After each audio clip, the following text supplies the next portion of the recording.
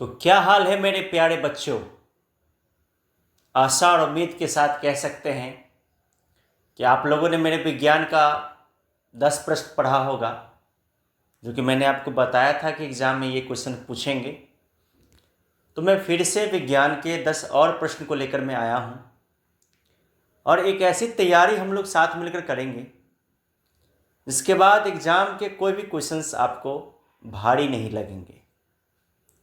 तो आइए अब विज्ञान के उस दूसरे पार्ट की ओर चलते हैं, जिसमें कि बहुत ही सोचकर अपने पूरे अनुभवों को झोंकते हुए मैंने फिर से नेक्स्ट 10 क्वेश्चन बनाया है। और ये बहुत ही अच्छे क्वेश्चन हैं, पहले पार्ट से भी और अच्छे क्वेश्चन हैं जो आपके एग्ज़ाम में बराबर पूछे जाते हैं। तो चलिए मेरे साथ उस क्वेश्चन की तरफ और तैयारी की तरफ। तो इस वीडियो में आप अगर नए हैं तो बने रहिए, और अगर आप पुराने हैं तो प्लीज़ नए विद्यार्थी तक कमेंट जरूर करिएगा और शेयर भी करिएगा। नए विद्यार्थी तक इस वीडियो को जरूर पहुंचाइएगा, यही आप लोगों से उम्मीद है और आशा है। तो चलते हैं अब क्वेश्चन की ओर।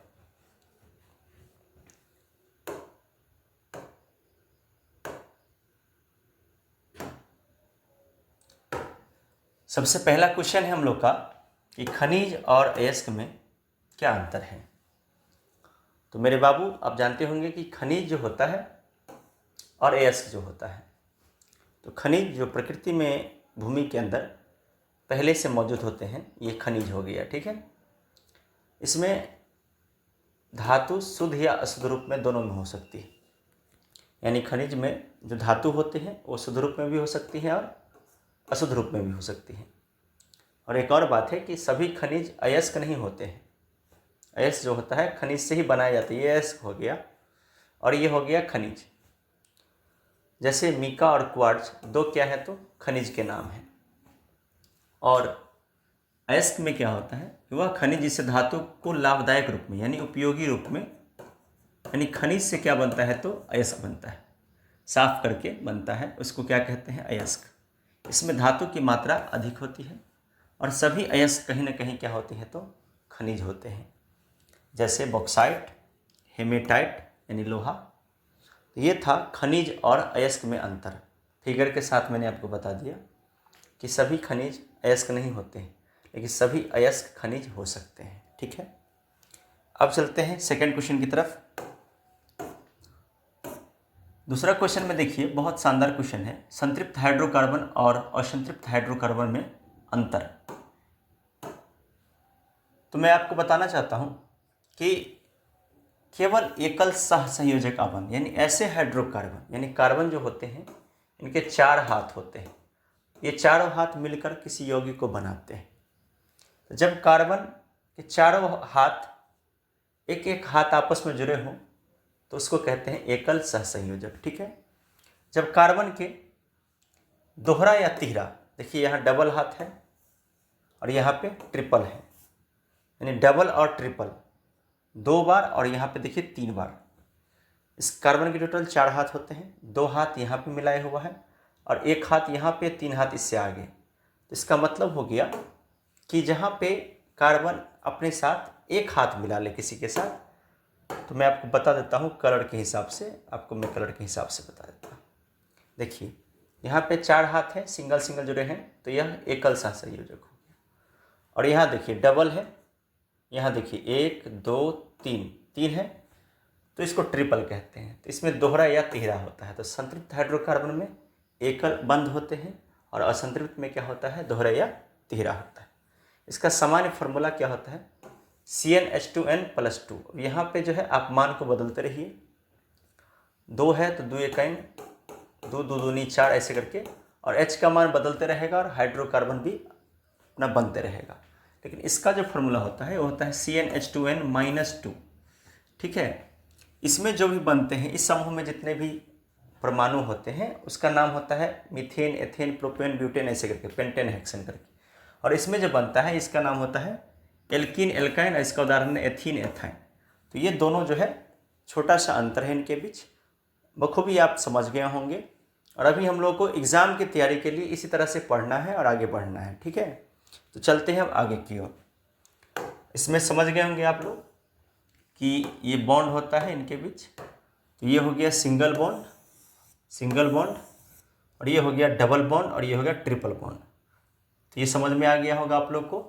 ये अल्केन ग्रुप कहलाता है, और ऐसा जो होता है डबल या ट्रिपल बॉन्ड, इसको कहते हैं एल्कीन या एल्काइन। ठीक है, चलते हैं अब अगला क्वेश्चन की ओर। मेंडलीव की आवर्त सारणी। देखिए, सबसे पहले जो भी हम लोग तत्व पढ़ते हैं, कुल 118 तत्व हम लोग पढ़ते हैं। कितना? लगभग 118 तत्व के बारे में। तो इन सारे तत्वों के बारे में हम लोग को कैसे मालूम चला? तो बहुत सारे लोगों ने आया, उन्होंने बताया। तो इसमें एक थे मेंडलीव।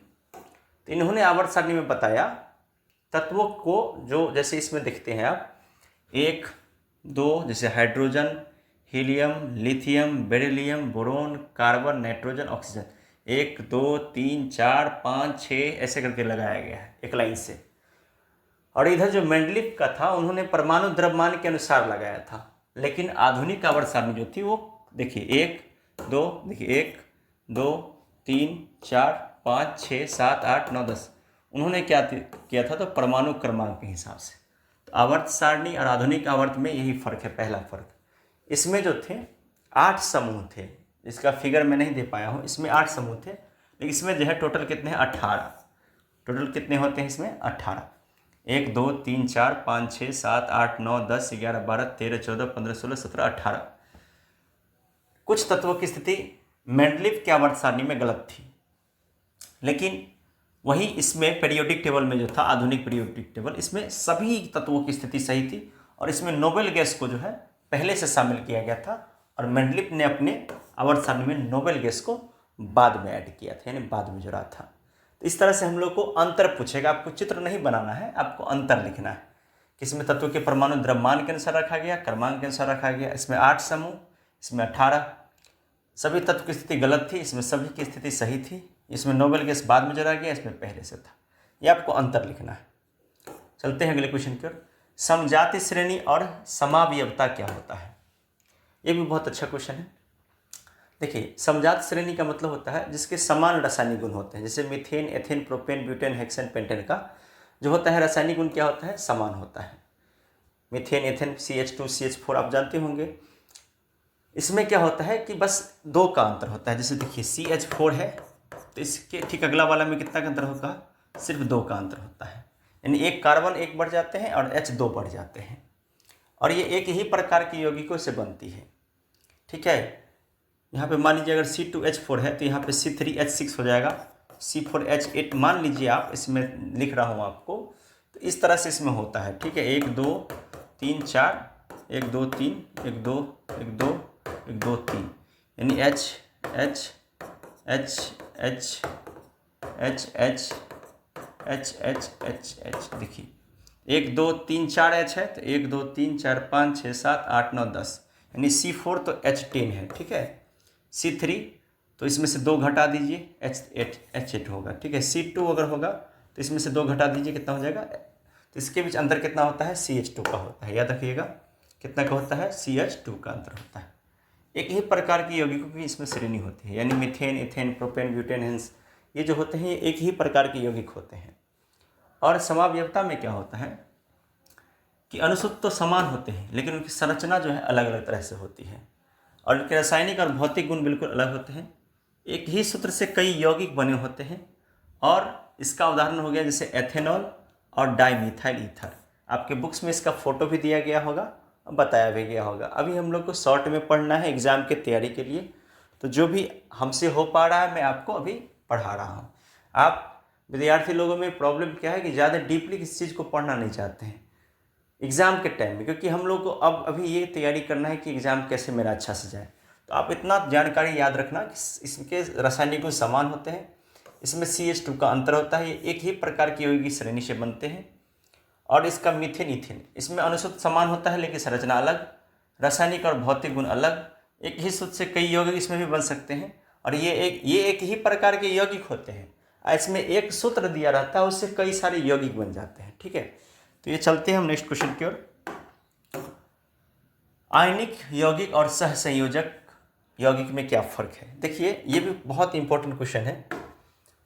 आयनिक यौगिक जो होता है इसमें इलेक्ट्रॉन का स्थानांतरण होता है। ये ठोस और मजबूत होते हैं। ये जल में घुलनशील और विद्युत के बहुत अच्छे चालक, यानी करंट बहुत अच्छे से इसमें बहती है। जैसे उदाहरण में NaCl। अब ये क्या होता है, छोटा सा एग्जाम्पल बन, जैसे सोडियम की परमाणु संख्या जो होती है उसके अंतिम कक्ष में होता है 1, और Cl के अंतिम कक्षा में कितना होता है 2, 2, 4, 2, 6, 1, 7। तो अब ये क्या करता है Cl, इस सोडियम के जो सबसे अंतिम कक्ष में जो एक इलेक्ट्रॉन होता है उसको ये ले लेता है, और लेने के बाद इसमें कितना होता है 2, 2, 4, 2, 6, 8। ये अपना अष्टक पूरा कर लेता है। तो अब यहाँ पे देखिए, जो अपना इलेक्ट्रॉन दे रहा है वो प्लस चार्ज में होता है, और जो इलेक्ट्रॉन ले रहा है वो किस में होता है माइनस चार्ज। और इस तरह जब कुछ बॉन्ड बनते हैं तो उसको क्या कहते हैं, आयनिक यौगिक कहते हैं। ठीक है।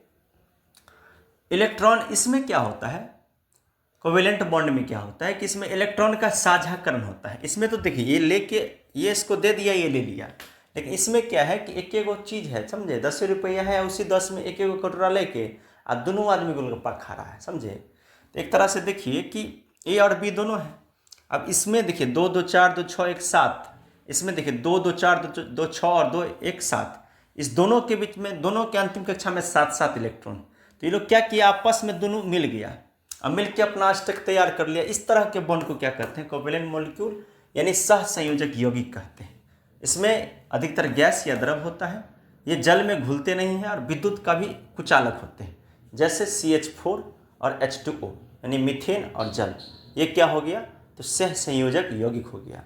अब अगले क्वेश्चन की ओर चलते हैं, जाइलम और फ्लोएम के बारे में। देखिए ये भी बहुत इंपॉर्टेंट क्वेश्चन है। जाइलम जो होता है जल और खनिजों का परिवहन करता है, यानी जाइलम जो होती है वन वे, जड़ से लेकर ऊपर की ओर जाती है, वन वे होती है। और फ्लोएम जो होता है ये शर्करा होता है, यानी शर्करा माने ग्लूकोज जिसको कहते हैं। प्रकाश संश्लेषण की क्रिया में क्या बनता है, पत्तियों में बनता है ग्लूकोज, इसका वहन करती है, यानी इसको मतलब चारों दोनों तरफ में, ऊपर से नीचे भी चलती है और नीचे से ऊपर भी चलती है। ये याद रखिएगा, ये सिर्फ ऊपर की ओर चलती है, यानी जड़ से जल को और खनिज लवण को ऊपर लेके जाती है। ये मरी हुई कोशिकाओं से बनी होती है, जैसे जाइलम वाहिकाएं और जाइलम तंतु। और ये क्या होता है, फ्लोएम, ये दोनों दिशाओं में कार्य करती है। और ये जीवित कोशिकाओं से बना होता है, जैसे छलनी नलिकाएं और संघनी कोशिकाएं। तो यही जाइलम और फ्लोएम में अंतर है। तो जाइलम क्या करता है, जड़ से जल को और लवण को लेकर पत्तियों तक पहुंचाता है, और पत्ती के में क्या होता है, फोटोसिंथेसिस होता है, यानी कि प्रकाश संश्लेषण की प्रक्रिया होती है। अब जो भोजन बन रहा है उस भोजन को पौधों के हर एक भाग में पहुंचाने का काम कौन करता है, तो फ्लोएम करता है। ठीक है। अब चलते हैं नेक्स्ट क्वेश्चन की ओर, तंत्रिका तंत्र द्वारा नियंत्रण और हार्मोन। देखिए जब भी मान लीजिए एक सेब है, ये सेब हमारी आंख जो है देख रही है, तो हमारा जो नेत्रग्राही है, सेंसर न्यूरॉन जो है, ये क्या करता है, तो इस सूचना को ब्रेन के पास भेजता है, और ये ब्रेन क्या कर रही है, सूचना को हमारे मोटर न्यूरॉन के द्वारा नहीं, विद्युत संकेत के द्वारा हमारे हाथ तक भेजती है, और हमारा हाथ रिस्पॉन्स करके उस सेब को क्या करता है, तुरंत तोड़ने लगता है। तो तंत्रिका तंत्र में जो नियंत्रण होता है ये बहुत तेज होता है।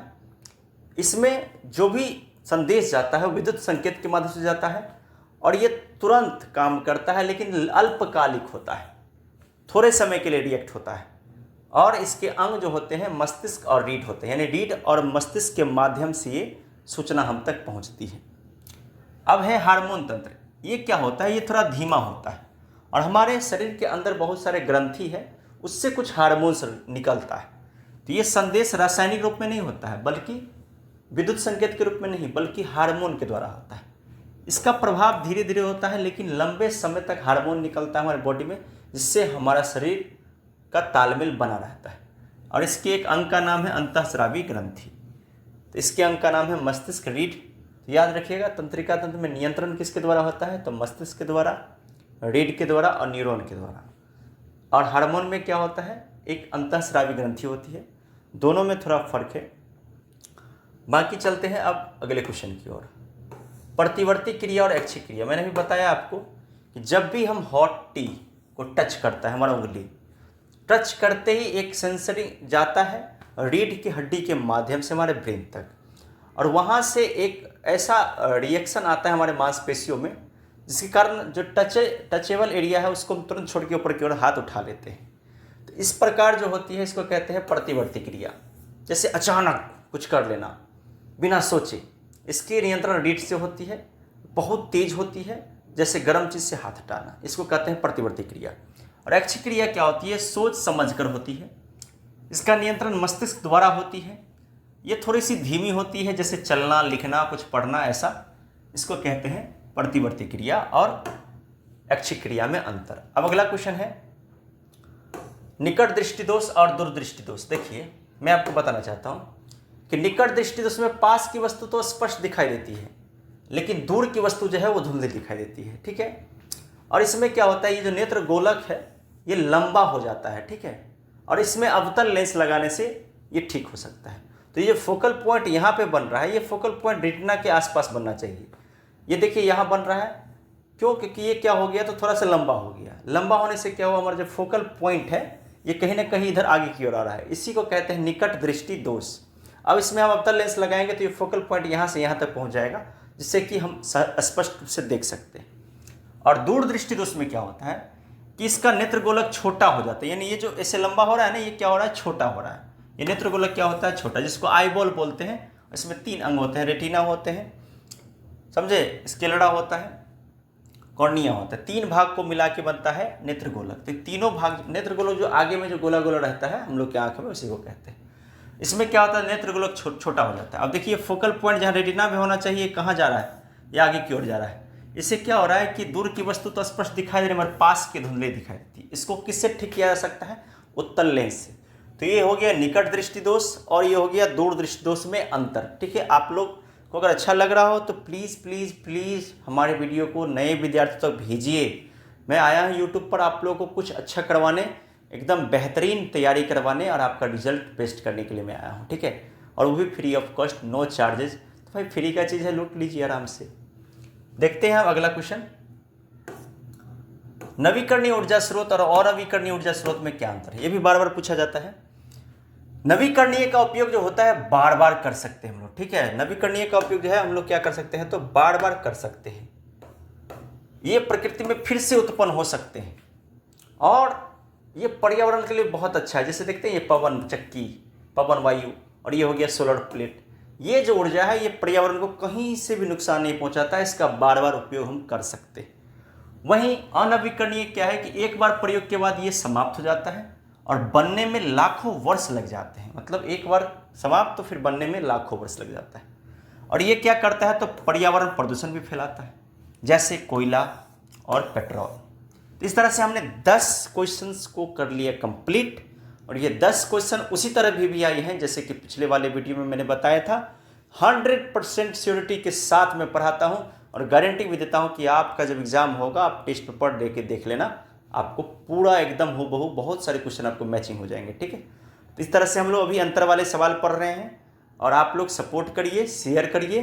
धन्यवाद।